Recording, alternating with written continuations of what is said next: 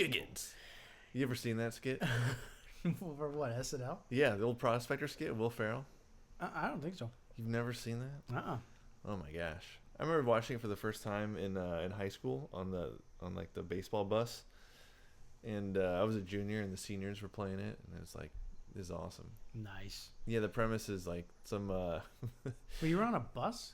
Well, we were like had like a tournament in Sedalia or something, so we had a charter bus. Oh, So yeah. we had the DVDs. I forgot your river, across the river funds that you have over there. No, it was a weekend tournament. Well, when we get a weekend tournament, we're forced on a regular old bus. We don't get no charter buses. Well, I don't know. Maybe we paid for it. I don't know. I don't know. Anyways, it's a great skit. Look it up. Best of Will Ferrell. It's I like Will Ferrell.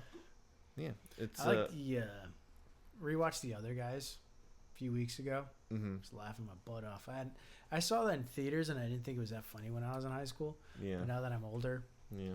I just love we trying to get hype music on while they're about to go to on a call, Mm-hmm. and it cuts to the Little River Band. Yeah. Marky Mark's like, "What the heck is this?" He's like, "The Little River Band got this on 6 discs in rotation." Started dying. Yeah. Because Emma's like, "Yeah, that's you." Yeah. Comparatively. I mean, I can't say I'm a huge fan of Will Ferrell's movie humor. I mean, aside from like Anchorman, but his Saturday Night Live stuff's pretty legit. Have you seen any of like Eastbound and Down? Mm-hmm. I love him in Eastbound and Down. Yeah, I mean, I haven't seen it in probably 15 years. So good. Kenny Powers. Yeah. I love Danny McBride. Now, I do love Pineapple Express. I remember Pineapple Express having great thoughts about that film. Danny McBride is also my favorite part of This Is the End. I never did see that. Oh, it's so good. Every scene he's in. I just love Danny McBride. Yeah, he hasn't been up to much lately, right? He's just been writing, doing stuff. He's doing The Righteous Gemstones. Oh, he writes films? Yeah. He wrote the most recent, he was one of the writers for the most recent Halloween trilogy. Oh, really? And I think he also co-wrote the new Exorcist. Oh, really? They're not that great. I enjoy, like, parts of them. So, he's a stand-up comedian by trade, right? That's how he got into the business? I don't know if he was a stand-up comedian. I think he was just a comedic actor. Okay. Because, most comedic actors are stand-up comedians initially. Oh, to the wall. Yeah, I don't know. Yeah, that's right. We're going balls to the wall in this episode. Exactly. Anyway, let's not talk about my standing of Danny McBride any longer. But you love him so much. I do really love him. Yeah. On a scale of... if anybody wants to gift me anything, give me a cutout of Danny McBride. Yeah, if you had to choose between Danny McBride and Emma, who would you choose? Emma. Yeah. It's not that deep. Yeah. All right, you ready for this? Oh, I was born ready to die. Well. Oh, like Biggie Smalls. And like... 'Cause that's the name of his debut album. Well, and Lana Del Rey. She is Born to Die. Did you say Lana Del Rey? Oh, was it Lana Del Rey? It's Lana. Oh. You know just what? like that Lana Del Rey girl. Yeah, it's like that Lana Del Rey, right? Lana Del Rey? No, video games, I think. Incredible album. Yeah. But honestly, I'm not listened to everything she's done for that, but I've listened to bits and pieces and not all that impressed. Ultraviolence is great. No, I think Ultraviolence is produced by Dan Auerbach, which is pretty cool. Yeah. Norman F.N. Rockwell is great. I don't know. Oh. Emma loves Lana Del Rey. Are you ready for this? Yeah. I'm gonna make a big circle here. You ready for it? Oh yeah. Are you sure? Yeah. It's born ready. So, there's this like YouTube channel I like called Drumeo. Have you heard of it? Mm. So basically, naturally, it's all about drums, but they have like a video series where they bring in famous drummers and play them songs without the drums on them of like completely different genres, and they see, they make them come up with an actual the drum line. And the other day they had was it Chad Smith from Red Hot Chili Peppers playing 30 Seconds to Mars, and every time I was watching him, I could not. He looks like Will Ferrell. Yeah. Oh, it's astounding how much they look alike. Especially the older they get, You had my interest a little bit, and then you said 30 Seconds to Mars, and then it just went. But you see I brought it around to Will Ferrell. Oh, I did. No, I saw that. Yeah. Yeah. No, I'm just saying, like, I would have watched that video Yeah. until you said that he was playing 30 Seconds to Mars, and I'm like, okay. I mean, why does it make a difference? I think 30 Seconds to Mars is just as bad Well, it's not as Imagine Dragons. It's not about 30 Seconds to Mars. It's about him trying to play it. I know that, but I'm just saying, like, For the record, I hate 30 Seconds to Mars. The War is a very good album. I think they have no good album. Yeah, well. I think it's pretentious. Screw you, Bo. I think Jared Leto is the biggest, like, offender of overacting in medium in general, and I think his, like, rock star aura is fake, and I think he's creepy. Let me... I Wait. hate Jared Leto as much as I love Danny McBride. So, yes, I think he's a douche. Yeah. Yes, he's very full of himself. I do think he's a great actor, and he's very talented.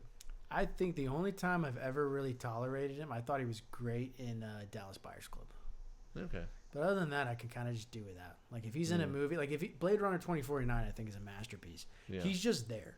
He's in... like, he's literally just there for me. I'm like, he doesn't make it. He's in Dune, isn't he? No. Who am I thinking of? Stellan Skarsgård. Okay. Austin Butler, probably. Yeah, maybe. Christopher Walken. I would not confuse Leto for Christopher Walken. There's like a 30-year age gap there. Now, what if I just did the entire episode like Christopher Walken? as Christopher Walken? Well, you know what? I got a fever. And the only prescription is more Thomas Mann. Thomas Mann. And with that...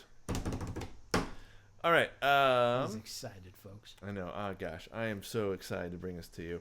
If you're curious why I have so much enthusiasm as compared to the last one, because in all honesty, I was not a huge fan of David Copperfield, and that's not to say I want to be a huge fan of Magic Mountain. You're just excited because you got to pick this one. And because I think I'm going to like it. Yeah. And so let's start with the beginning. So any emails or updates on your end? Just a few shout-outs. People email and messaging. Well, are you going to get a shout-out to anybody? No. But you said a couple shout-outs. These are the same people that we shouted out before, being supportive and liking that we argue a lot. You got to shout them out. Give them a shout-out so they'll Waste continue mailing supporting. list is always the OG. Yes. John N.R. Wayne. OG, not to be confused. Myers Metaphysical Fiction. Not to be confused with the actor John Wayne. Yeah, no. Yeah, we're currently at 1,279 downloads. Oh, Exile on Bookville followed us. That was really legit. Oh, and then forget the biggest one. Oh yeah, Leaf by Leaf. Yeah, so Leaf by Leaf. Thank you very much. We know you're one of our. What's the word? One of our. We look up to you. You have a very established. Inspirations. Inspirations. Yes, that's the right word. I was just like, okay. And we're jealous of your bookshelves. Yeah, man. I want a ladder.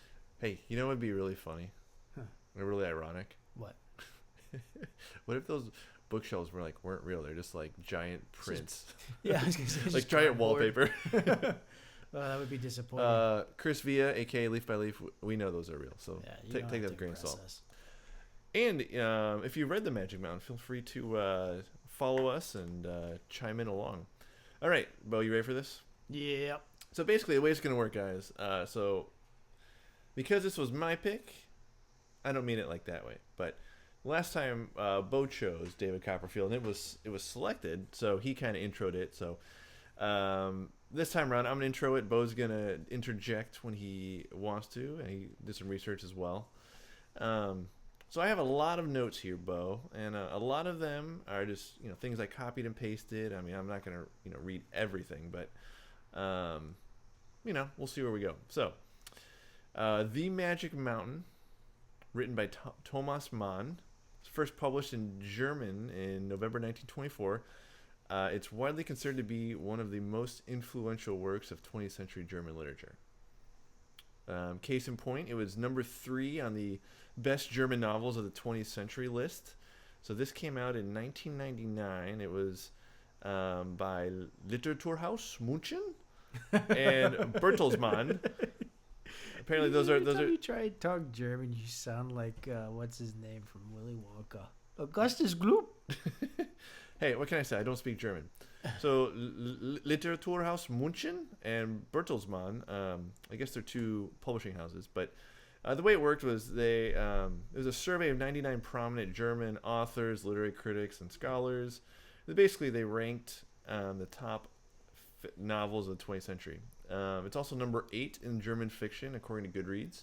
That's more kind of like the Rotten Tomatoes version, whereas Literaturhaus München, or actually, well, the best German novels of the 20th century is kind of like Metacritic. And then so we're going big picture here, and then we're going to go down the details. All right. So the style of narration is along the lines of other 19th century novels, in the sense that it's got an omniscient narrator, it's got a linear plot, and precise descriptions. And that was mentioned by Clara Schubentz in an article for Yale. I think she's a professor there. And Bill, I think we're both going to like this. It is not a novel of events, but a novel of ideas. I like it. A lot of philosophy in this. Love it. Okay. Anything you want to mention, or want me to keep going? Keep going. Okay, so a little more background on it. So Mann originally began work on the novel in 1913, but then World War I kind of interrupted his process and kind of changed the way he wrote about it, changed his political point of view, as well as the text itself. So Clara Schubentz once again writes that its incomparable intellectual vibrancy and makes it a chief exhibit in any investigation of German mentalité in the first quarter of the 20th century. It was originally a much shorter narrative that revisited aspects of Death in Venice, another of his famous novellas. It's also a good movie. Yeah. It's in the Criterion Collection. Shout out, hashtag Criterion FTW, Criterion for the win. So, quote, the newer work reflected his experiences and impressions during a period when his wife, who was suffering from respiratory disease, resided at Dr. Friedrich Jessen's de Waldsanatorium in Davos, Switzerland for several months. So it's based on real life events. Mm-hmm. It's his own Bildungsroman. I'm going to get to that. Yeah. Hey. Okay. So important legacy. Why did I choose to read it? I chose to read it initially before doing all this research. But why should one read it? So it is a modern novel. Now, before you're like, well, wait, it's almost 100 years old. How is that modern? Not in the new sense, but modern in a different sense. So I have a fairly long quote here. It says, the term modernism generally attempts to label either an artistic device that, due to the crisis of perception, no longer engages in mimetic representation or denotes a certain thematic engagement with typical modernist topics. In both variations, it corresponds to the traumatic scientific discoveries around 1900, which led to a deep uncertainty of the subject. If God is dead, according to Friedrich Nietzsche, if neither time nor space remain as absolute dimensions, Albert Einstein, if the subject is at the mercy of his or her own abysmal unconsciousness, Sigmund Freud, and if techniques of industrial modernization such as gradual acceleration and dissection control the daily life, then art becomes a battlefield where this very metaphysical homelessness, as George Lukács formulates it in his Theory of the Novel, published in 1916, and the foundations of modern subjectivity can both be reflected and transcended. What are your thoughts? Fairly long quote. I think that pretty much surmises what modernism and the modernist movement is. That's beautiful. Wonderful. Yeah. I mean, that's why Virginia Woolf is probably so complicated for people. It's like, and I'm almost wondering if it's going to become almost like the way they described it, both modern and postmodern. Mm-hmm. Oh, yeah. I mean, because both of these are, I feel like this book is also going to be like the lesser version of like what Faulkner was doing, right? Where they're talking about like the experience of consciousness itself, not anything to do with driving a plot forward, but about how the externalities of life affect the state of mind and who you are. From what I've read, it was a very, very philosophical novel. So, as I mentioned, it deals with the complexity of day-to-day life during World War One. It takes place during that period. So it can be read as both a classic example of the European Bildungsroman, so a novel of education, novel of formation, or as a cunning satire of that. Yeah, that's what I've been reading. So, Could be both. in the satire, well, actually, let's see a second. So, as a classic example of it, the immature Castorp, the protagonist, leaves his home and learns about art, culture, politics, human frailty, and love. But on the other side, whereas the classic Bildungsroman, I'm assuming it's pronounced that way, Bildungsroman. Yeah, you're probably right somewhere. One of those. Bildungsroman. Bildungsroman. Hey!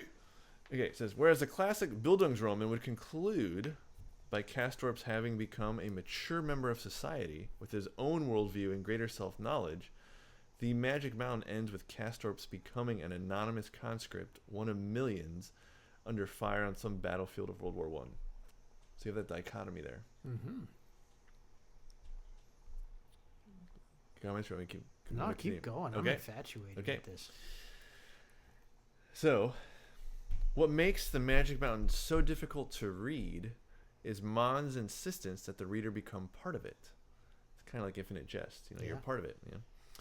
This is already implied in the foreword, where the question is posed, quote, whether a narrative can ever seem too long or too short by reason of the actual time or space it takes up, end quote.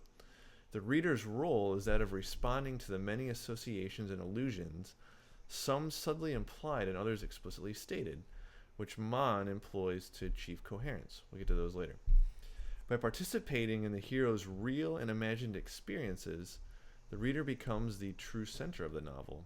In him, the world of the Magic Mountain, already filtered through Hans Castorp's vision, blends with his own recollections and dreams to yield a new experience. That is what a Bildungsroman is, yeah. But I don't think a Bildungsroman necessarily implies the reader reading himself into the novel. I think it does, though, because that's essentially what David Copperfield wanted you to do. I also think it's like the writer himself is changing while writing it. Mm-hmm. Right? What's your next point? I was going to go over the plot of it. Okay. If I may. You may. Thank you. During World War One, Yep. we need to preface that during the writing of this book, Thomas Mann himself, Thank you for the pronunciation. you're very welcome, goes through huge personal changes, huge political changes is what I'm getting at here. Mm-hmm. Okay? When he started writing this, and during World War One, he was a staunch supporter of conservative politics. Mm-hmm. He was obsessed with Kaiser Wilhelm II. He attacked anything that he considered liberalism and supported the war effort. He thought that the German victory in World War One would bring about great German, ingenuity, from a nationalist standpoint. He wrote a 600-page work called The Reflections of a Non-Political Man from 1918. Okay. But when was this published? When did you say? 1924. Okay. So by 1922, his opinions gradually started shifting a little to the left. Okay. And then by the end of that year, he was fully left. He started by supporting the German Democratic Party, and then ended up being a vocal supporter of the Social Democratic movement in Germany. Not to be confused with another social party. Do you mean the Nazis? Yeah, that's not socialism. So we can deduce that the journey of Magic Mountain is Mann's own thoughts and views changing in real time from page to page. Yeah. He was also... Do you go into his later life a bit? Let's see. I have that at the end. Not in depth. Okay, so He was. Do you want to hold off till we get there? Save it. I don't know. I feel like I need to like. Okay. Yeah. I don't know. I don't like ending on like he was Yeah. a social democrat and then like Well, I not think talking about like the Nazis. Yeah. Well, I mean, without going into history, the term like Democrat, Republican, conservative, liberal have different definitions within each context in history. So just getting that out there. But yeah. Yeah, exactly. Like people tell you that Yeah. the Nazis were socialists. They're not. That's a dumb take. But by 1930, Mon was giving public speeches on a regular basis, promoting like socialist politics and resistance to the rushing and ongoing influence of Nazi propaganda. Yeah, I mean, he gave anti-Nazi speeches from America that were broadcast into Germany through London. Yeah, and he took a trip, I think, to like Sweden or someplace, and his brother, who was also a writer, warned him, "Don't come back. Like this is not a good situation." Then that's when everything started happening. But it's interesting. I read his brother's books, and they're like all their like friends and all that. Their books were always burned, but Thomas Mann's books never were. Mm-hmm. And that's so strange to me. But yeah, he was part of like an anti-Nazi movement of like radio broadcasting, public speeches when he came to America. And later in life, Dumbo, Joe McCarthy. Yeah. He was a vocal opponent to McCarthyism. McCarthy brought him to the he had to testify. for being a communist. Yeah. And so he's like, "Hey man, I've seen this stuff before. I'm out." But he also helped with Hollywood rallies and getting the message out. But going back to his brother, writing was in his family. Yeah. So his older brother, Heinrich Mann, you referenced, he's a radical writer. And 3 of his kids actually became significant writers. So Erika Mann, Klaus Mann, and Golo Mann. So writing was in his blood. Yep. And in his children's blood. Yes. Yeah. Continue. It's all yours. All right. So, if you're asking, well, what is the plot of this thing? What's the plot of this thing? Thank you. Appreciate you asking. So, I'm going to read verbatim. This is a paragraph from the Brooklyn Institute for Social Research. So, as I was doing some research, I guess they have like online courses. And so I found this one. I guess they have a course. It's over 3 weeks. Yeah. So it says, Thomas Mann's The Magic Mountain tells the story of Hans Castorp, an ordinary young man who goes to visit his cousin Joachim in a Swiss tuberculosis sanatorium for 3 weeks and ends up staying for 7 years. Set on the precipice of World War I, the novel captures the spirit of pre-war Europe and the ailments of the modern world. Isolation, mass epidemics, the plight of progress, and industrial alienation. Mann's ever-timely novel offers meditations on love, loss, time, what it means to become a person in the world, and what it means to face death. Some questions to ponder are, what does it mean to be healthy? What is time? How does modernity change our conception of time? How might we think about enchantment in the modern world? That tickles my ivories that are in my brain. Yes. That sounds amazing. As I was doing this research, I was honestly more excited. I mean, one, I'm really excited to read it, but I was more excited for you to hear all the philosophical terms. 'Cause I know you're a philosophy buff. Oh, yeah.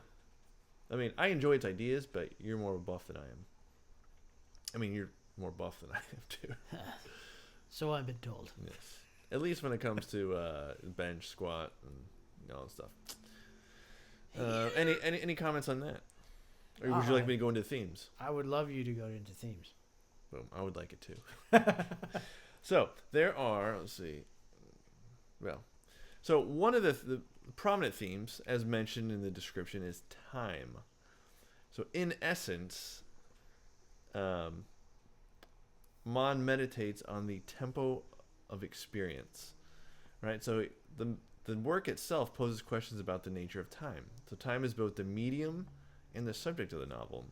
In fact, as the narrator points out, quote, "In bringing up the question as to whether time can be narrated or not, we have done so only to confess that we had something like that in view in the present work." Yep. Oh, you know what this reminds me of? The great Andrei Tarkovsky. Yeah. Because that is a man that wanted you to realize time was passing as you were watching his movies. So for some people, that's quite boring. But he wanted you to meditate, pray, whatever you wanted to do. You know who else makes that happen? You know. Oh, Terrence Malick. No. Yes. I mean, he does too, but Who? Bela Tarr. Oh, yes. Oh, my God, yeah. I'm sorry. I thought that'd be the first one to pop in your mind. No, it's always going to be Terrence Malick. Yeah. Tree of Life is like rent-free in my I love head. Tree of Life. I know you do. I love it. Tree of Life, A Hidden Life. Oh, my God. He's coming out, I think, with a new one next year. It's a Yeah. biblical drama. Yep. Yeah. I'm excited. Yep. I'll watch anything he does. Anyway, yeah, Bela Tarr, dude. We still got to watch Satan Tango in its entirety. In one sitting. In one sitting. At your parents' place. Look at I got a 75-inch TV right there. Yeah, but if I'm on the watch 7.5 hours, You would a have black and the white film. If you can't see right now, I'm holding up my hands like I'm Italian. I want a distraction. There are a lot of distractions in your place. Not in your parents' basement. There's a lot of... Yeah, you're right. Cold basement. Yes. No windows. Yes. Okay, All right. ready for next point? Let's go back. Yep. Okay. So, along with this, it mentions the subjective nature of time. So here, the incorporates influence of Henri Bergson. So he was a French philosopher who was influential in the traditions of analytic philosophy and continental philosophy. He is known for his arguments that processes of immediate experience and intuition are more significant than abstract rationalism in science for understanding reality. So, in chapter 7, for example, it's entitled "By the Ocean of Time." It opens with the narrator asking, quote, "Can one tell, that is to say narrate, time itself, as such, for its own sake?" Now, I want you to explain that to me as if I'm a 5-year-old. So, time subjective, right? Yep. Okay. So basically, what I was saying is his ideas are influenced by Bergson, who was a famous French philosopher, who his specialty in philosophy was analytic philosophy and continental philosophy.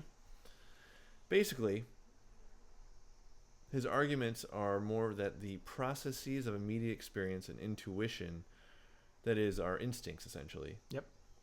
are more important than abstract rationalism in science. Okay, yeah. So that's why I wanted you to explain it again, because Yeah. it's one of those things, like, there's a big argument on exactly what constitutes our own free will, or what makes us human, right? I think a follower of his is a neuroscientist. His name is George Lakoff. His work is phenomenal. And one of those things is, like, his whole deal is like intuition and using your, like, things. Our language has a metaphorical layer to it, where we think we're saying one thing, but we're all talking about, like, the same thing. Like, everything is fit into, like, what he calls a container. Yeah. Right. So essentially, it's like, yeah, we say we're free, but we have these things are neurologically embedded into us, where, like, if I'm feeling sad, we say, like, oh, I just feel low or down, right? Yeah. Like, everyone knows what down, that's the But you're container. in the sad box. Yeah, exactly. So As that's kind of opposed- like in that vein, where it's like, so what exactly, these emotional responses that we have, like, neurologically, like, that doesn't give us free will. Like, what is it exactly that gives us free? See what you're doing to me? Do you see what's happening? I know. Can you see why I'm excited? Yeah. Bo, I'm excited for you to read this. I'm stoked. Okay. Yep. You ready to go? Uh-huh. So, thus, the Magic Mountain constitutes a time novel in a double sense. First, in the historical sense, as it attempts to compose the internal picture of an epoch, namely that of European pre-war. I love the term epoch. It's one of my favorite words. Second, because the pure time itself is its very content, which the novel not only treats as the experience of its protagonist, but also in and through itself. So basically, it treats time. Treats time. Treats time. Teach time. Both as a literal thing and a subjective thing at the same time. It's an ocean between waves. Yeah. Love that. Okay. So the narrative is ordered chronologically, but accelerates through the novel, so that the first 5 chapters, approximately half the text, relate to Castorp's first year at the sanatorium. But the remaining 6 years, marked by monotony and routine, are described in the last 2 chapters. This asymmetry corresponds to Castorp's own skewed perception of the passage of time. I know. Can you see this grin on my face right now? Yeah. You're wrinkling my brain. So, and I made a note by this that I think it's going to be important for us to keep the big picture of time in mind as we go through this. Okay, I could do that. Think about time all the time. You ready for another one that'll blow your mind? Let's do it. Says, where's this from? So this is also from Clara Schubens, the Yale person I was talking about, mentioned. She writes, given the disjunction between internal and external time, which corresponds to the problem of subjectivity and hence its possibility of translation, the narration as a playground for time experiments gains importance. Marcel Proust attempts to recapture a lost past via the technique of voluntary and involuntary memory in order to recreate a totality in remembering and writing it. James Joyce uses the narrative strategy of stream of consciousness to approach the subjective reality of perception during a single day. Similarly, in this novel, Thomas Mann explicitly raises the question, how do we narrate time? That was just like fan service for all the people that we appreciate. And at some point, we'll get to Ulysses. I know how much it's daunting to you. At some point, we'll go through it. I'm down. I bought Portrait of the Artist as a young man. I kind of That does not compare to Ulysses. I know, but it makes what I'm saying. I'm going to dip my toe in. Little stepping stones? Yes, exactly. Okay. So, any comments on the time portion before we move on to the next theme? No, because I want to save all of my thoughts. I don't want to get too excited and ruin the novel for me. Okay. So the next theme is going to be disease, because it naturally takes place in the sanatorium, also known as a hospital. Back in the day, they were called sanatoriums. Welcome home, sanatorium. Boom. You know what that is? It's Metallica. It's off of Master of Puppets. That's right. It's a great album. How about that video I sent you? Dude, that was the coolest thing I've ever seen. Yeah, if you're not familiar with it, this video is making the rounds. It was James Hetfield just casually smoking a cigar about a minute before he goes on stage. Stogue. And this is impressive, not because he's just a member of the band, because he's the singer of the band. Yeah. And he's just casually puffing on it behind the stage and then puts it down and goes up and starts pumping his fists. And looked like an expensive one, too. Yeah, it looked like a very tightly rolled Cuban. God, he's so cool. I'm not a big fan of a lot of their stuff post Black Album. Yeah.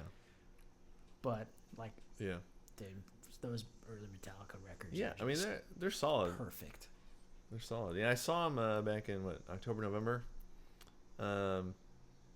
Can't say I loved it in the sense I like their music, but I think the show itself was not all that great. I heard it was hit or miss. If you went to the first night, they didn't play as much as their. Well. They pretty much expanded on 2 nights worth of. Here's the thing.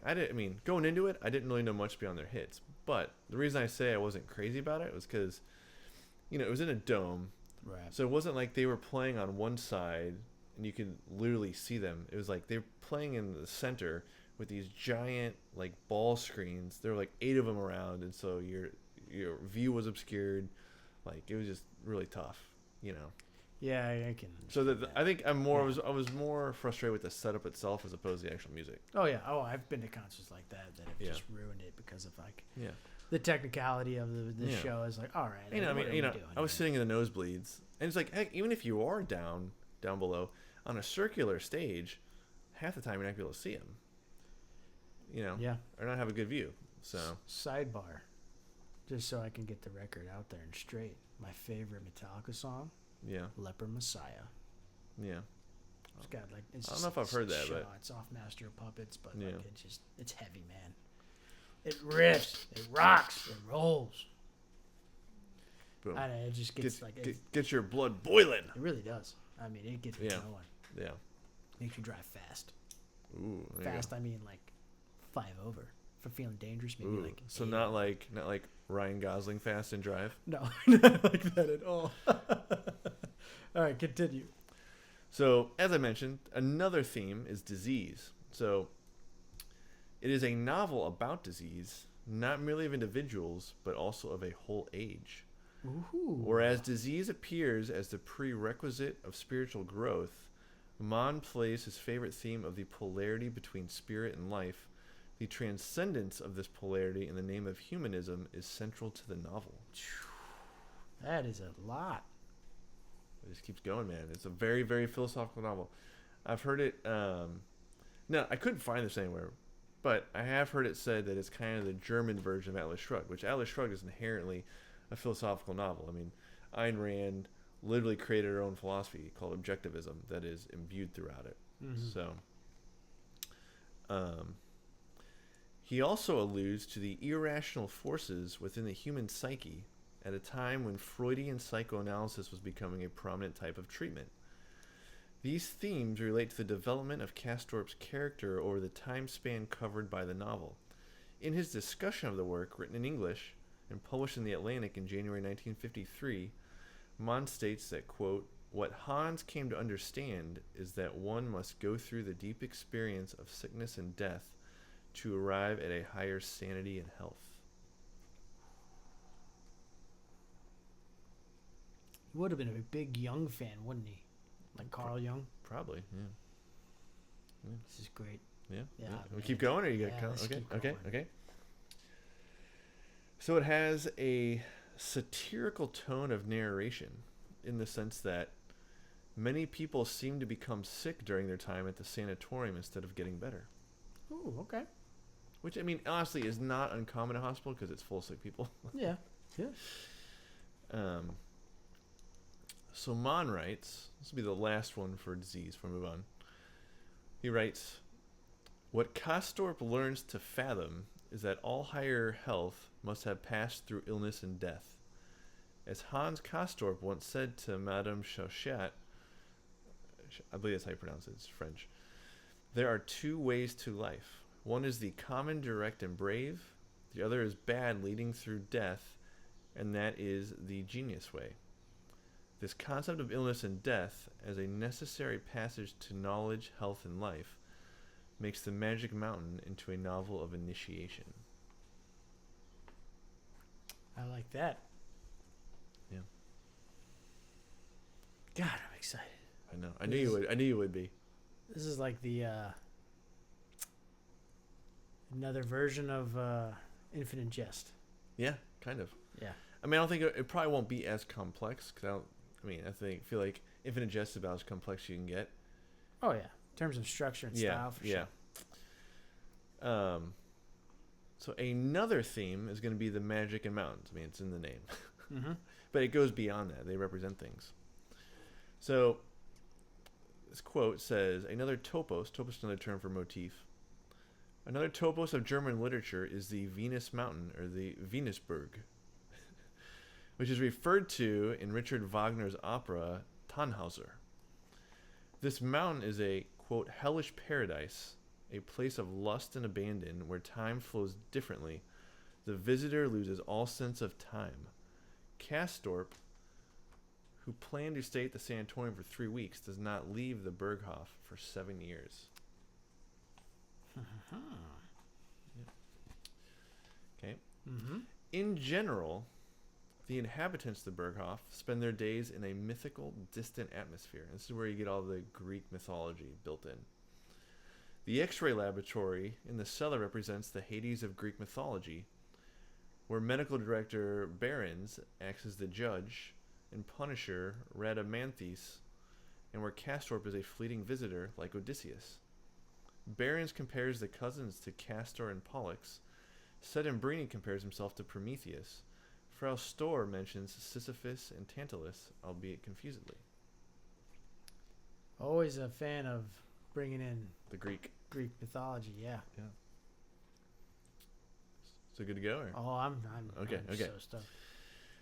The culmination of the second part of the novel is perhaps the still episodic chapter of Castorp's blizzard dream.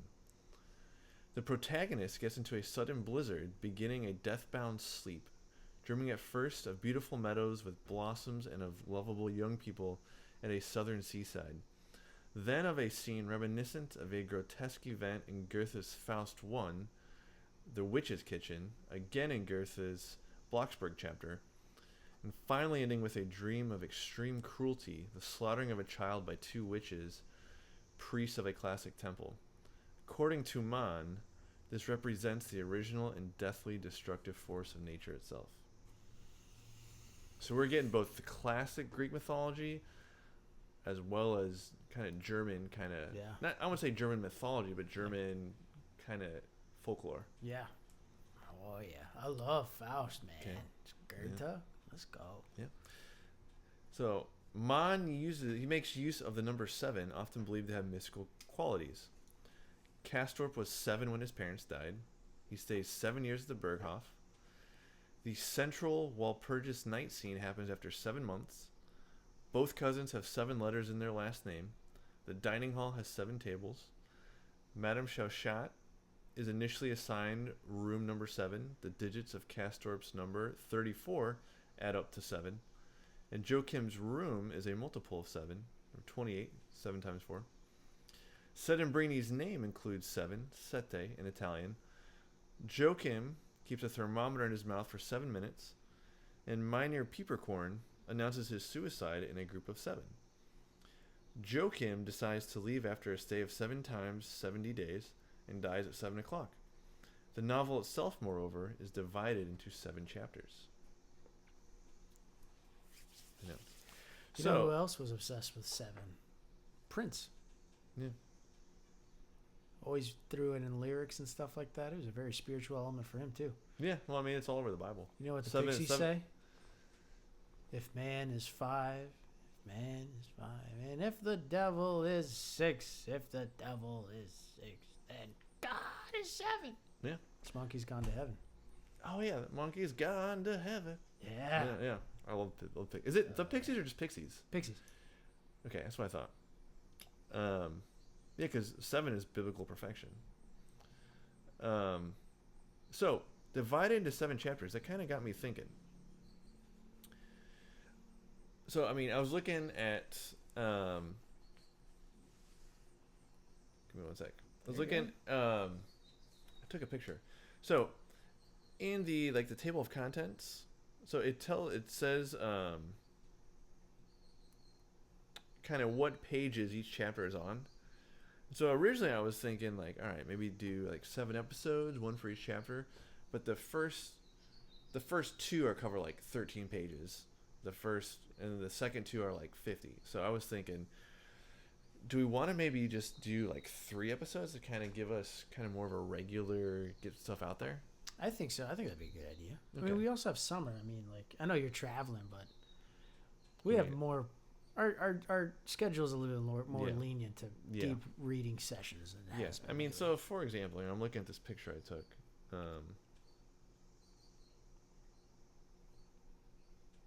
All right, so chapter 1 goes from page 3 to page 19.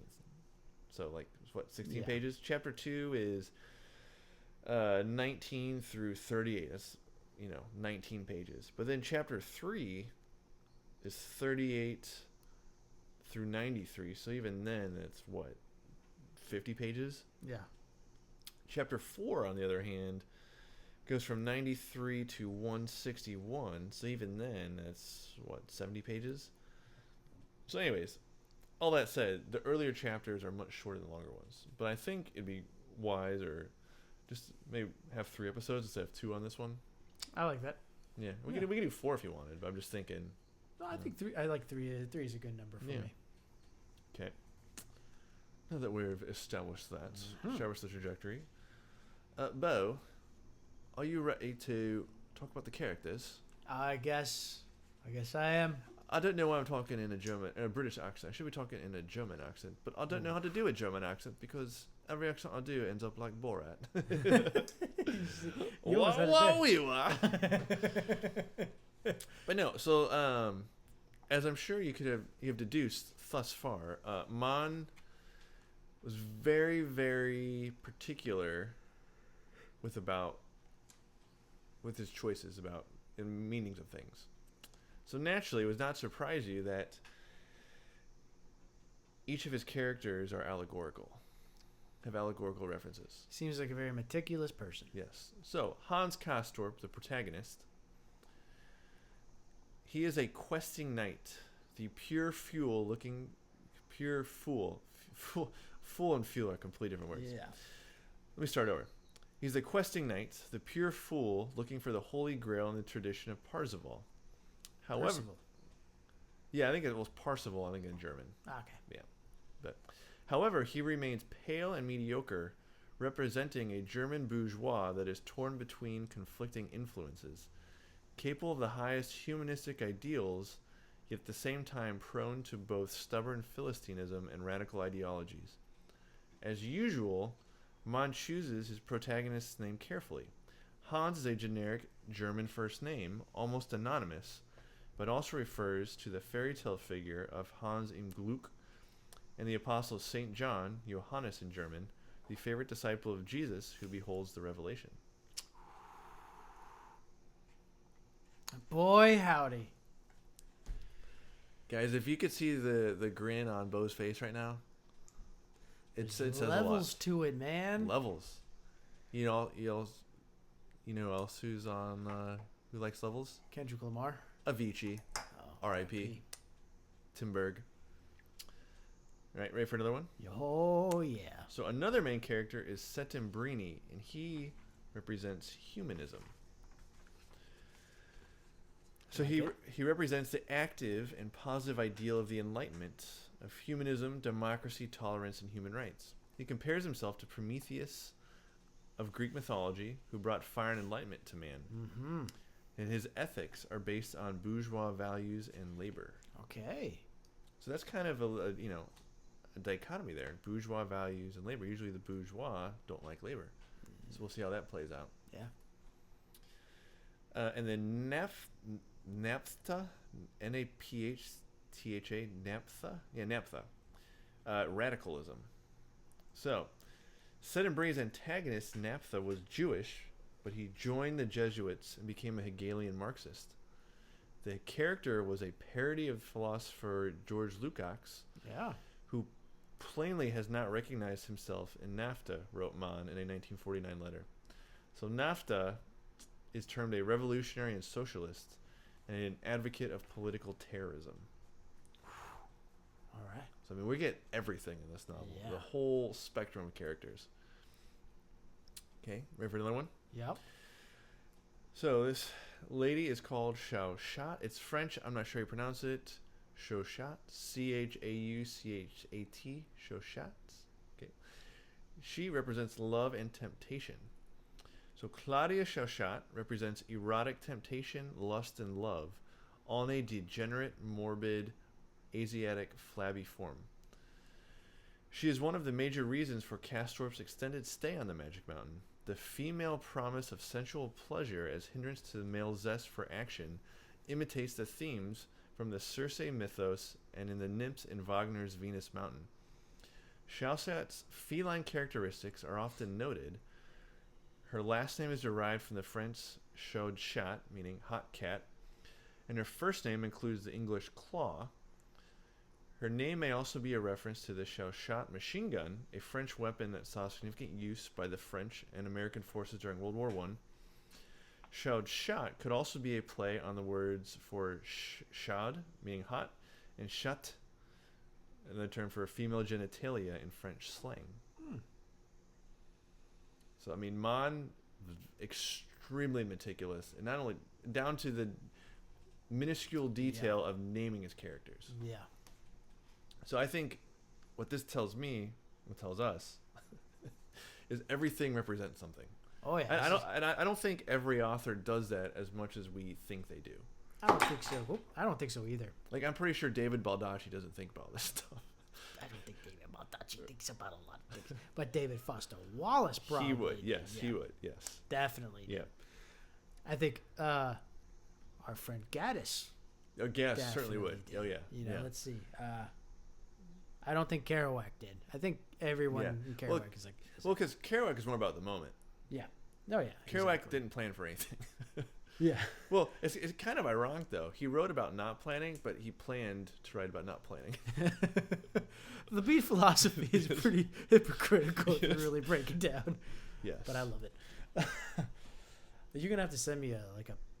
Well, I have that, right? Like you sent me that? I'm gonna have to print out the character sheet and look at it every time I read just so I get it in my head. I think too, I mean, we still have a couple characters to go, but that kind of reminds me, kind of like what I said last episode about Copperfield. One of my regrets in Copperfield was not finding a resource that goes along with it. So for this one, I'm definitely going to find a resource. At least gives plot summaries, chapter summaries.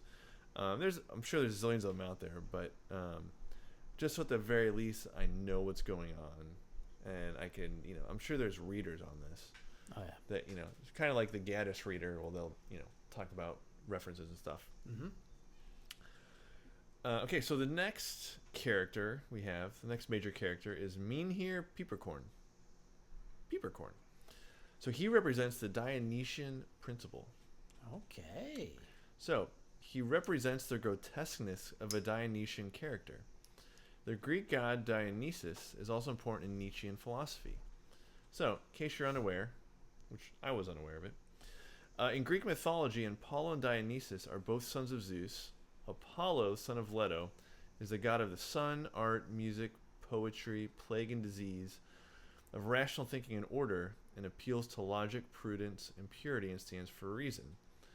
Dionysus, on the other hand, son of Semele, is the god of wine, dance, and pleasure, of irrationality and chaos, representing passion, emotions, and instincts. So basically, in a nutshell, you have Apollo of rationale, and you have Dionysus of passion. Mm-hmm. So they're kind of opposed to each other. So Mynheer Peepercorn is used by the author to personify his rival, the influential German poet Gerhard Hauptmann, and even certain properties of Goethe, with whom Hauptmann was often compared. So, got a lot of influential people. Any thoughts on that? I'm just ready to go. Ready to go? Okay. I don't want to pontificate too much, because Yeah. I've noticed every past intro ones we've done where I've this is what I think it's gonna be about. It never ends up that way. It's kind of different, yeah. It's or it's not. It's shallower than I think it is. Yeah. Yeah. So I got one more character before I go into the author himself and then pop culture references. All right. So the last main character is Ziemsen. He represents duty. So Joachim Ziemsen, Hans Castorp's cousin, is described as a young person representing the ideals of loyalty and faithfulness as an officer. Dr. Behrens alludes to the pair as Castorp and Pollux, the twin brothers of the Greek mythology. He tries to escape from what he unspokenly feels to be a morbid atmosphere. After long discussions with his cousin, and in spite of being warned by Dr. Behrens, he returns to the flatlands, where he fulfills his military duties for some time. But after a while, forced by deterioration of his lungs, he returns to the Berghof.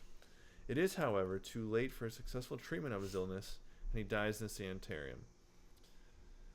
His death is described in a moving chapter of the novel with the title As a Soldier and a Good One. Again, a well-known citation from Goethe's Faust. So basically, he just does his duty and it kills him. Mm-hmm. Boy, howdy. This is going to be some fun stuff. We're going to argue a lot, I feel like. I mean, maybe. I don't know. Not this episode. Not this one. Next 3, though. Yeah. So, Thomas Mann. Let's talk about him. All right. So, he was born in 1875, died in 1955. As you might have deduced, he was a German novelist. I wonder what gave it away. I know. He is also a short story writer, social critic, philanthropist, essayist, and he won the 1929 Nobel Prize in Literature for his novel Buddenbrooks, which I guess is kind of semi-autobiographical, kind of about just his family growing up. His highly symbolic and ironic epic novels and novellas are noted for their insight into the psychology of the artist and the intellectual. His analysis and critique of the European and German soul used modernized versions of German and biblical stories, as well as the ideas of Johann Wolfgang von Goethe, Friedrich Nietzsche, and Arthur Schopenhauer. Schopenhauer's heavy. Yeah. Heavy stuff. Dark. So he was born to a bourgeois family. So that's portrayed in Buddenbrooks. At some point I'd like to read that. School-wise, he attended the Ludwig Maximilian University in Munich, as well as the Technical University of Munich, where he prepared for a journalism career. And so doing so, he studied history, economics, art history, and literature. So he always knew he wanted to write, but I don't think he knew he was going to be a novelist. Until he became big, he worked at the South German Fire Insurance Company from 1894 to 95. His career as a writer began when he wrote for the magazine Simplicissimus. His first story, Little Mr. Friedman, was published in 1898. Okay. In 1905, he married Katia Pringsheim. They had 6 children. As we mentioned, he was one of the few publicly active opponents of Nazism among German expatriates in the U.S., but yet was called before Congress as a suspected communist. Yep. Where they called him one of the world's foremost apologists for Stalin and company. Yeah, and there's a quote that he gave. Yeah. Said, at least communism had some relation to the ideals of humanity and of a better future. End quote. That the transition of the communist revolution into an autocratic regime was a tragedy, while Nazism was only devilish nihilism. End quote. Pretty accurate. Yeah. So because of this, they forced him to quit his position as consultant in Germanic literature at the Library of Congress. And then in 1952, he returned to Europe to live in Switzerland. It's crazy, man. Yeah. Crazy. Then in 1955, he died. So he believed that disease should not be regarded as wholly negative, kind of we touched on earlier. In his essay on Dostoevsky, we find, quote, "But after all and above all, it depends on who is diseased, who mad, who epidemic, or paralytic. An average dull-witted man in whose illness any intellectual or cultural aspect is non-existent, or a Nietzsche or Dostoevsky. In their case, something comes out in illness that is more important and conducive to life and growth than any medical guaranteed health or sanity. In other words, certain conquests made by the soul and the mind are impossible without disease, madness, or crime of the spirit." So basically what he's saying is you have to go through the fire. Mm-hmm. So Yeah. tragedy, sickness, it all makes us better people. Yeah. And if you truly want to achieve that higher plane, you have to go through crap. Okay. Heavy. Yeah. So that was all I had about Mon himself. Did you have anything else to add before I begin moving to the Magic Mountain and pop culture? So I feel like it's best to address the. It's not really an elephant in the room, but Thomas Mann was a was closeted his entire life. He had an affair with somebody, but yeah, it's a deep theme in his novels of his own self identity, and I believe his son was openly gay, and I think he either saw that in him, but he was like more open for his son to be a lot freer than he was. Okay, maybe there's also some just really strange stuff, but yeah, Thomas Mann was openly gay, and I think he tackles that in his writing in some way, in some capacity of his identity. It's tragic that he didn't get to live as freely as he wanted. Which brings me, I'm not sure why I forgot to mention this. You know his name is not actually Thomas Mann. Really? What is it? Is it like? It's Paul Thomas Mann. Did not go by his first name. Interesting. Yeah, Pretty common. Some people do that. Yeah, some people do. Ready for pop culture? Let's do it. So, The Magic Mountain is mentioned in the film The Wind Rises, 2013, directed by Hayao Miyazaki, by a German character named Hans Castorp. I believe Miyazaki, he did the most recent, like the Blue Heron or something. The Heron and the Boy. He did Spirited Away. Spirited Away, yeah. My Neighbor Totoro. Yeah. Going back about 70 years, it's mentioned in the Dick Van Dyke Show episode entitled "That's My Boy," season 3, episode 1. Dick Van Dyke is great. Yeah, he's still not great at British accents though. I does what I likes and I likes what I do. You know, that's one of the few musicals I kind of like. Mary Poppins. Really? I don't know. I grew up with it. I don't know. Interesting. I mean, it's a great one. I mean, now when I say I like it, it's like I don't never see it in person, but like cinematically. Yeah. I mean, who cannot like him dancing on the rooftop? I don't know a single person. Chim chimney, chim chimney, chim chim chiroo. I would pay, you know what? You could pay me $7,000 to watch you perform Mary Poppins as a one-man act. Then pay me $7,000 to get me to read Proust again. What would I get out of it though? My enjoyment. This shit-eating grin you see on your face. Why don't we just split it? Why don't we just split it? You can't split 70,000 or 7,000 two ways. 3,500 each. Yeah, you can. I'll do that. I'll recite the entire film for you for $300. Okay. All right. It was made into a 1982 film directed by Hans V. Geibendorfer. How do you say that? Close enough. And these last two you're going to really like. So there's actually a song called Magic Mountain by Blonde Redhead as on one of their early albums. Nice. Yeah, I listened. It's decent. Is it like part of their more experimental stuff? A little bit, yeah. Okay. Yeah. I mean, actually, I don't know if I say experimental, but it's not as crisp as their later stuff. Yeah, a little lo-fi. Yep. And then, let me see this. I'm going to ask you this. See if you can get it. Probably won't. So,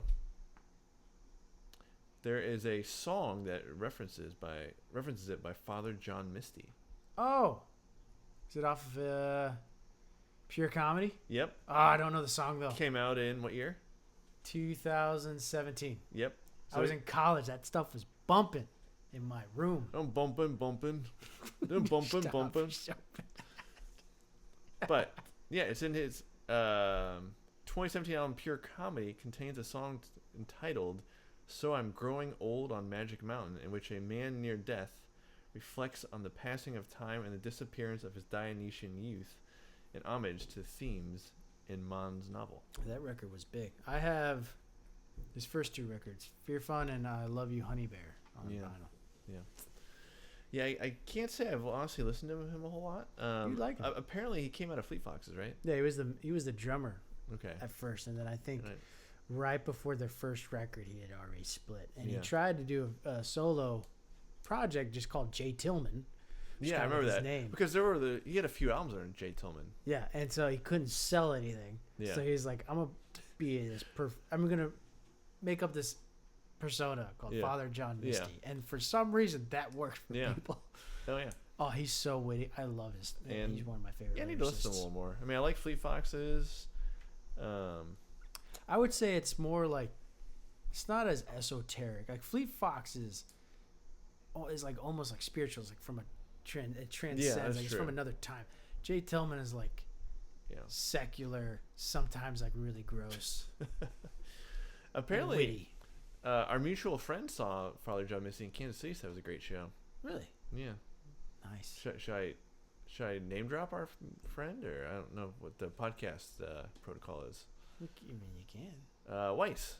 Oh, nice. I figured that's who it was. Yeah. Remember you telling us you went down to Kansas City for? That makes sense. Yeah, I was supposed to go with him to that. Yeah.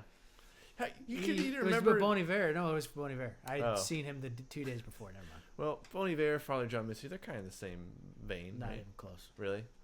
I mean, maybe like early. Yeah. Well, I apologize, Father John. But they're both indie artists. You know? I apologize, Weiss, for if you listen to this. For I come across as not listening, but that, in my defense, that was what, a couple years ago. Yeah. So that's everything I had on the Magic Mountain. Anything you want to add? I don't have anything. I'm just excited. I know. I knew you would be. Like, really stoked. Yeah. I'm ready to get started. I gotta still find a copy because the one at Barnes and Nobles was terrible. Like, it was like that really thin print that was also like really bold where you couldn't read it. I mean, I sent you a link to the same copy of mine. I know. I'm not in any hurry. Well, I mean, I can't say I'm not in any hurry to get started, but I'm in the middle of the Pale King, which I'm really enjoying. So I'm good waiting. So I mean, I'll start this weekend probably. I'm gonna buy the book like in the next few days. yeah. I'm reading. Yeah. While we're at it, what else are you reading? I'm reading the Iliad. Oh, nice. By Homer. Yeah. My summer fun thing I want to do is I'm going to read the Iliad, and then The Odyssey. the Odyssey, and then the Aeneid, and then I think I might reread. Is it a trilogy? The Orestes. No, Okay. I mean 2 of them are written by Homer. Yeah. The Aeneid is by Virgil, isn't it? Yeah, Virgil wrote it, but it's also about a character from the Iliad. Okay. And then the Orestia, which I have and I read, which was like Agamemnon and all those plays, is also directly after the Iliad. Okay. And I reread that. I read that like 2 years ago, so I kind of want to reread that, knowing like the history again. I love the Odyssey. So this is the Robert Fagel's translation. There's a really good translation by Emily Wilson, I think. Yeah. That's really popular now, and she just released a translation of the Iliad that I kind of want to get my hands on. But I'm also reading a nonfiction book called The South Side. It's about like the economics and wealth disparity and all that in South Side Chicago. It's written by a South Side resident, and it's pretty great. It's on the table there. Can you grab that for me real quick? Oh, me? Yeah. Oh, sure. The name of it. I could just look up the. Well, I'll grab it. But you gotta keep talking while I'm grabbing it. Oh yeah, for sure. She is a writer and host of WB Easy, NPR Chicago. It's by Natalie Y. Moore.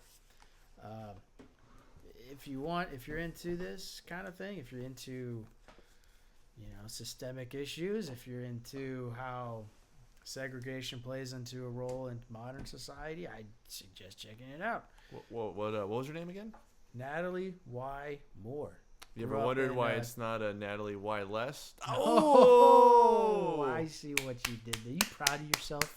Yep. Yeah, you are. Because you were thinking I was actually interested in that. It's really good. Yeah. And she grew up in Chatham. I think it's Chatham. I don't know. Maybe, I think you're right. Chatham. Great stuff, man. That's an Amtrak stop, isn't it? No. Oh. It's dense. It is dense, like, topic wise, but it's, lyrical, just straightforward, kind of like, it doesn't make you, it's not heady, it doesn't make you confused. You feel like you get a picture of like how economics works in this. Okay. I love it. Couldn't recommend it more. Cool. Yeah. Still This Side of Paradise on the back burner? Still on the back burner. Oh yeah, I'm also reading that too. I'm on page like 100 something. Yeah. 175. Well, I guess if you're not enthralled by it, I get just a lot of mistakes in it, like just grammar wise. It's kind of like weird. I have to reread a lot of it. Like, whoa! But I think it's his best novel. Is it Amory or Emery? How's it spelled? Amory. Amory. Amory. Yeah. Kind of a shady dude. Yeah. That's all I have so far. Yeah. Weird character. Anyway, I am enjoying it, Yeah. but I realize I get kind of encapsulated with it, and then I Mhm. forget what I'm doing. And Yeah. if I have downtime at work, I'm like, oh crap. Yeah. So this is gonna get knocked out by like next week, guaranteed. Yeah. I'm in the middle of the Pale King, as I mentioned. It's Yeah. amazing. Jealous. Yeah. Well, especially what was awesome was when I got to the part where I realized that it was essentially 100 pages of the like the novel or the little novella you got me for my birthday Yeah. a few years ago. Uh-huh. Because a lot of this short stories kind of came out because it was unfinished Mm-hmm. at the time of his death. So I was like, oh, we'll skip 100 pages. So I'm over halfway done now. It's awesome. You're welcome. Yeah, no, but it's awesome because it's got footnotes and everything. It's hysterical Oh, and nice. just like you would love it, man. like I think I texted you. There's chapters that are hundreds of pages long. I can dig it. Yep. I'm excited. I need to get my hands on a copy. I think I Yeah. saw it at Barnes and Noble once, and I passed it up for something else. Yeah. Well, guess how much I got mine for? $3. Hardcover, Oh, $10. hey, love to see it. Where from? You know what? Didn't I get it on a road trip? I want to think I found it on a road trip. I think. Which one? Oh well, the big one. Big one? Yeah. Really? I think so. I Was don't it know. in Jacksonville? Was it? I don't think so. Can't remember. I don't know. Oh, I want to say I got it with you. I don't know. Probably did. Because I remember like, "Hey, should I get this? You're like, yeah, go for it. Yeah. I'll never tell you no with the Yeah. book. I really need to read his essays. Oh, some of them are great. No, yeah. I mean, Most of them are great. yeah. It's all great. I think he's known for Infinite Jest above all, but then it's like his essays, and then Pale King. And I really want to read his first novel, which was I think his master's thesis. Oh, what is that called? The Bridge. The Broom of the System. Broom of the System. Yeah. Yep. Need to read that. It'd be interesting to see how his later writing compares to that. I heard it's really good. Either Yeah. way. Yeah. Yeah. You know what? You know what just popped into my head for some reason? Huh. The image of Jeff Daniels in Squid and the Whale. God. I think about the scene where Jesse Eisenberg's character, like he's trying to impress his girlfriend. Yeah. He pretty much like tells her to read all the books his dad tells him to read, and Yes. she reads Kafka, Yeah. and all he could say is, "Yeah, it's really Kafka-esque." Yeah. And she's like, "Yeah, because it's written by Kafka." Yeah. My goal in life is to never be like that pretentious and Yeah. unaware of what I'm talking about. Well, the whole thing is he doesn't know anything. No, that's the only retort. It's really Kafka-esque. But man, speaking of Kafka, Don't get me to read him again. No, you know what I can't wait to do? Read The Trial. I've already read it. I've read all of his stuff. What? Go to his actual museum, birthplace, when I'm Oh. in Prague. Hey, if you're in Prague, hit Brett up. Hit me up. You can take him to Kafka's house. Yes. Take some pictures. I'm interested. I appreciate Kafka. I respect him, and just need to reread the Metamorphosis. I like the Metamorphosis as an idea. That's the thing about Kafka. You have to. His writing in and of itself, it's like not any good. It's more about the ideas. Like, if you can almost like force yourself to think of it from a 30,000 foot viewpoint. Mm-hmm. Like, his characters get in the most unpredictable situations where there's like they don't know what's going on, you don't know what's going on. It's like comical. And he's laughing all the way to the bank. Yeah. Well, I mean, he wasn't when he. Never mind. Yeah. I don't think. I mean, none of his stuff was published when he was alive. I don't think. No, that's the controversies that he didn't want it published either. Yeah, well, I mean, a lot of people say like,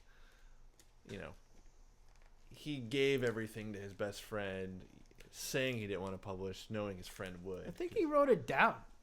Yeah. It was written like I. No, Don't want this. it was written, but I mean, a lot of people are thinking. A lot say like, yeah, he kind of just did that, just knowing the friend would do it. So. Probably. But regardless, we are better for it. At Hey, least I am. master class. It's influential. And it looks good in the bookshelf. Yeah, it does. It's true. And it feels very, very erudite. Look at you. You just want to keep reusing that word today. Yeah. But yeah, anything you want to add? No, Before we wrap I'm it up? excited. I'm really excited for this, and I hope you are too. And we appreciate I am you. very excited. Definitely more excited than Copperfield. No offense. That's fine. You picked this one. That's true. we generally are more excited about ones we pick. But do we want to reveal the next one after this, or we want to keep that a secret? Because we did agree on it. Which one was it? The one we're going to do after this. No, we'll keep it a secret. Focus on the here and now. Well, we'll give you a hint, folks. The title is Numbers. A sequence of numbers. And no, that is not the title, quote, a sequence of numbers. That's a great title. It is actually a great title. Be a good band name, too. No. Good album title. Number Sequence. Boom. Look at that. We got our band name. Only we play math rock. Yes. It's like Rush type stuff. I'd love to go to a Rush show, but they're not around anymore. No. And I know you won't ever go to tribute shows because you're a poser. Tribute shows are lame. You're too good for that. I am. Yeah. Like I'm going to the Pink Floyd tribute. I'm on Stereo here in a couple weeks. It's crazy. I love them. I've seen them twice. Proud of you. I do love me some Pink Floyd. Wow. Everybody knows that. You know they're never going to tour again. I can live with Half that. their guys are dead. No, not half of them. Half of them hate each other. Well, yeah, I mean, Rick Wright's dead. Yeah. Sid Barrett's dead. Roger Waters doesn't get along with He's anybody. dead to me. Yeah, he's dead to about half the country. Half people. Everyone can agree on one thing. Well, and everyone hates Roger Waters. And honestly, the only reason people go to his shows is because they want to hear The Wall played live. Yeah, and then he does a different version of it. You're like, yeah, this sucks, bud. Or this is not political. Or he just like goes on a rant about politics. Yeah, it's always like a problematic view too. Like everyone can agree, like his views are kind of problematic. Yeah, it's like you got to know what your audience wants. Your audience doesn't come to watch you pontificate on politics. Jeez Louise. Yeah, my name is Brett, not Louise, but appreciate it. Jeez, Brett Louise. But yeah, yeah. Appreciate you guys listening. Yep. Be sure to let us know feedback. So Once Upon a Tome 22 on X, formerly known as Twitter, and Instagram. Feel free to write us. Yeah, if you want us to tackle anything, if you know stuff about Mon. Yeah. If you want to help us out, or if you want to read along with us. Yeah. So Bo doesn't know what edition he has yet, but I have the 1965 Alfred Nope hardcover edition. If you want to go along exactly with me, yeah, reach out to us and we'll send you a prize pack. Yep, like it.